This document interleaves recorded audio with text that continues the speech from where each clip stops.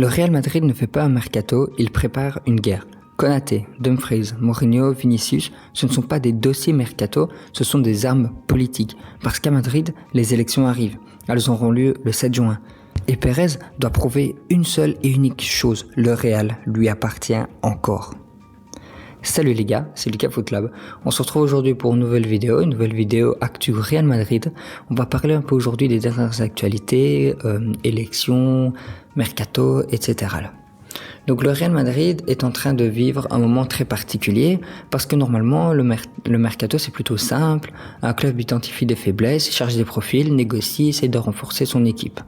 Mais là, le Real Madrid, il est en train d'effectuer un mercato qui n'est pas vraiment sportif, il est plutôt politique. À quelques jours des élections présidentielles, Pérez doit envoyer un message clair. Il contrôle encore son projet, il contrôle encore le futur et il est capable de relancer le Real immédiatement. En face, Enrique Riquelme essaye justement de vendre l'idée inverse, celle d'un Real qui aurait besoin d'une rupture, d'un nouveau projet, d'une nouvelle direction. Donc les noms qui sortent aujourd'hui, Konaté, Dumfries, Mourinho, Tchouaméni, Vinicius, ce ne sont pas juste des rumeurs isolées. Ils racontent une chose beaucoup plus grande. Le Real entre dans un mercato de guerre.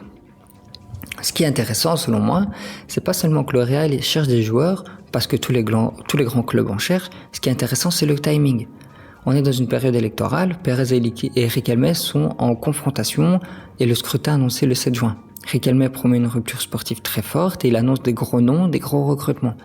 Et quand un président historique comme Florentino Pérez se retrouve challengé, même s'il reste favori, il doit reprendre le contrôle du récit. Parce que dans un club comme le Real, le pouvoir ne se garde pas seulement avec des trophées passés, il se garde avec les promesses futures. Et aujourd'hui, ces promesses, elles vont passer par le mercato. Le mercato du Real n'a même pas encore officiellement commencé, qu'il sert déjà à gagner cette bataille politique. Premier dossier, premier gros signal, c'est Ibrahima Konaté. Selon plusieurs médias, notamment Real France, le journal du Real, etc., qui sont des très bons médias d'information sur le Real Madrid, le Real avance très sérieusement sur le défenseur français Ibrahima Konaté, avec un contrat de 4 ans et en plus une année en option. Son arrivée est quand même conditionnée au maintien de Pérez à la tête du Real. Real France reprend notamment l'idée d'un dossier imminent, tandis que Managing Madrid et The Times parlent aussi d'un Konaté proche de Real. Ce qu'il faut savoir, c'est que pour l'annonce officielle, même si le dossier est déjà fait, pour l'annonce officielle, il faut que Pérez soit réélu. Donc dès le 7 juin, si le dossier est bouclé et que Pérez gagne, on pourra avoir l'annonce officielle. Sportivement, c'est très logique. Le Real a besoin de puissance, de profondeur défensive, d'un central capable de défendre les grands espaces et surtout d'une vraie rotation fiable derrière. Il faut aussi être honnête, Konaté, c'est pas une signature parfaite, c'est un joueur fort physiquement, compatible avec une équipe qui veut défendre plus agressivement, mais il a aussi des périodes d'irrégularité, donc si on le présente comme le nouveau patron absolu, c'est un peu forcé. Le bon angle, ce serait plutôt que Konaté n'est pas une star glamour, mais une correction structurelle, parce que pour l'instant, les défenseurs sont soit trop jeunes, comme Heusen ou Raúl Asensio, ou alors trop vieux et dépassés, comme Rudiger, ou alors ils se blessent trop, comme Eder Militao. Donc forcément, un Ibrahima Konaté, ça apporte quelque chose de différent. Ça dit beaucoup du Real actuel. Pendant des années, le Real a pu vendre du rêve avec les noms offensifs, Mbappé, Vinicius, Bellingham, Rodrigo.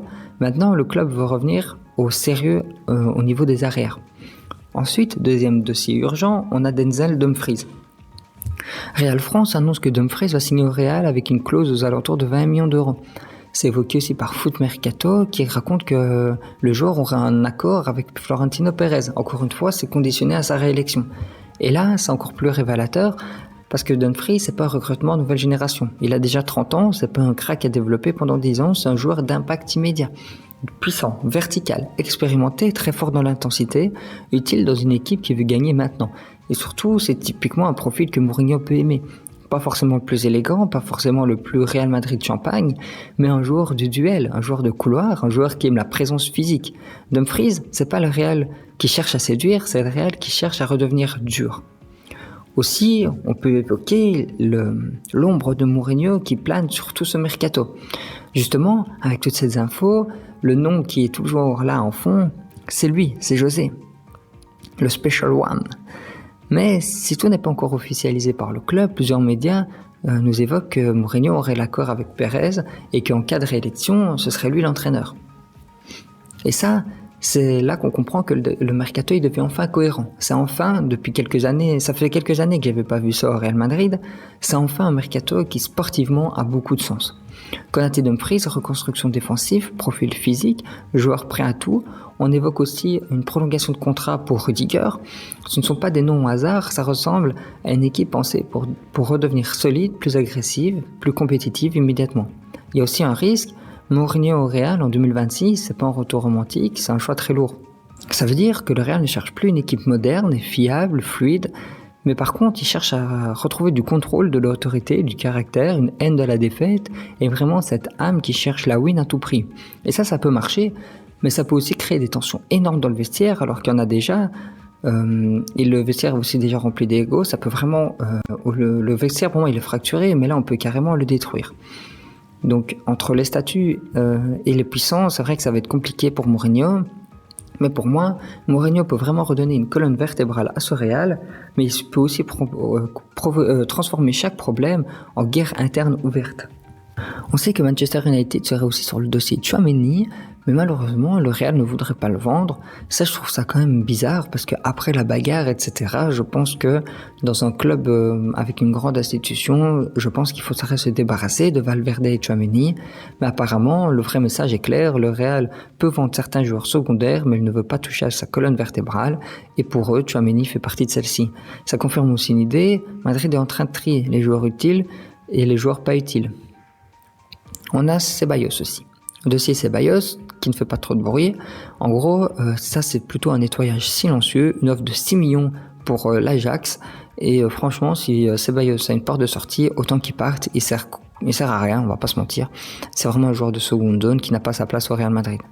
Le Real doit libérer de la place, de la masse salariale et clarifier son effectif. Donc pour moi, le Real ne peut pas reconstruire son équipe s'il garde éternellement des joueurs utiles mais jamais essentiels comme Ceballos. Également le dossier Vinicius Junior qui devient très chaud. Vinicius n'a pas encore prolongé et apparemment la prolongation devient de plus en plus compliquée. Il était censé prolonger avant la Coupe du Monde, finalement ce ne sera pas le cas et d'après plusieurs échos qu'il y aurait dans les couloirs du Real Madrid, Vinicius serait plus proche d'un départ que de rester. Mais si le dossier Vinicius reste instable, le Real garde une bombe dans son vestiaire parce que Vinicius, c'est pas un joueur secondaire, c'est une superstar, un symbole, un joueur qui peut gagner des matchs mais aussi devenir un centre de tension énorme. Et avec Mbappé au club, avec Mourinho possiblement sur le banc, avec une direction sous pression politique, ce dossier peut devenir toxique très très vite. Le Real est peut-être en train de réparer sa défense, mais son plus gros problème serait peut-être en attaque avec la prolongation de Vinicius. On va passer maintenant au dossier élection. Pérez contre Riquelme, deux visions opposées. C'est là qu'on va prendre un peu de hauteur parce que derrière tous ces noms, toutes ces visions, il y a deux projets différents. Pérez représente la continuité, le pouvoir historique, les grands coups, les victoires passées, l'institution.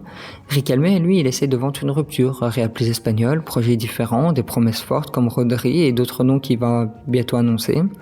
Le journal du Real rapporte notamment que Riquelme veut redonner une identité notable au club.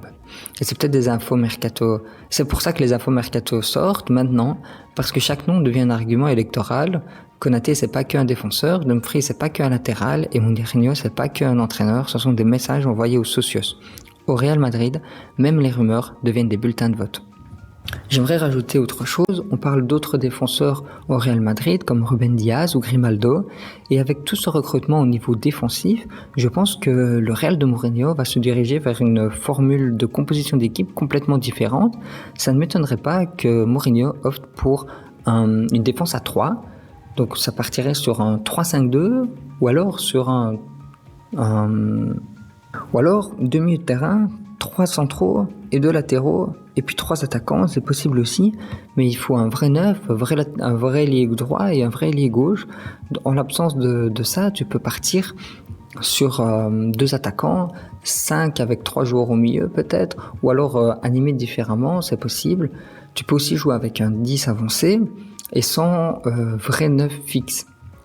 Mais bon, tout ça, c'est des détails, on pourra voir ça beaucoup plus tard. Ce qui est intéressant, c'est de voir que Mourinho va peut-être complètement révolutionner la façon de jouer de ce Real en passant avec une défense à 3. Parce que le Real pourrait avoir potentiellement jusqu'à 6 défenseurs centraux l'année prochaine. Et 6 défenseurs centraux, c'est quand même important. Donc, à mon avis, on se dirigerait plutôt vers ça. Surtout que Dumfries, c'est pas un latéral défensif, c'est un latéral très offensif qui jouera en concurrence avec Arnold. Donc, c'est deux profils très offensifs, ce qui encourage l'idée d'avoir 3 centraux et les latéraux plus hauts. Pour conclure, je dirais que non, le Real Madrid ne vit pas un mercato normal. Le club ne se contente pas de chercher 2 ou 3 renforts, il essaie de reprendre le contrôle d'un récit. Ah oui, je viens de me rappeler, qu'on parle aussi d'un accord avec Enzo Fernandez. Il paraît que Pérez voudrait absolument le signer, on parlerait d'un accord entre 100 et 130 millions d'euros. C'était juste une petite aparté parce que je viens de me rappeler. Après une saison où certaines limites sont apparues, après des tensions autour du vestiaire, après des doutes sur la défense, le dossier Vini qui n'est pas totalement réglé, Madrid va envoyer un message, le Real ne subit pas, le Real agit. Mais attention, agir vite, ce n'est pas toujours agir juste. Konaté, c'est une bonne correction, surtout que c'est une bonne opportunité de marcher. Dumfries, c'est un bon coup sur le court terme, Mourinho peut ramener de l'autorité, Tchouaméni peut devenir un pilier s'il est bien accompagné, et Vini peut prolonger. Mais tout ça, ça doit se transformer en projet cohérent. Parce que le danger, c'est que pour le Real, ce n'est pas de manquer de nom, le danger, c'est d'empiler des réponses rapides à des problèmes qui sont très profonds. Et c'est exactement pour ça que le mercato est passionnant. Parce qu'il ne va pas seulement dire qui le Real va recruter, il va dire ce que le Real veut devenir. Le Real Madrid n'est pas juste en train de préparer son mercato, il est en train de choisir son futur. Sur ce, c'est la fin de la vidéo. Si ça vous a plu, n'hésitez pas à liker, commenter, partager et vous abonner si vous aimez la chaîne. Ça fait plaisir et ça aide à soutenir. Et moi, je vous dis à plus pour une prochaine vidéo. Bye bye.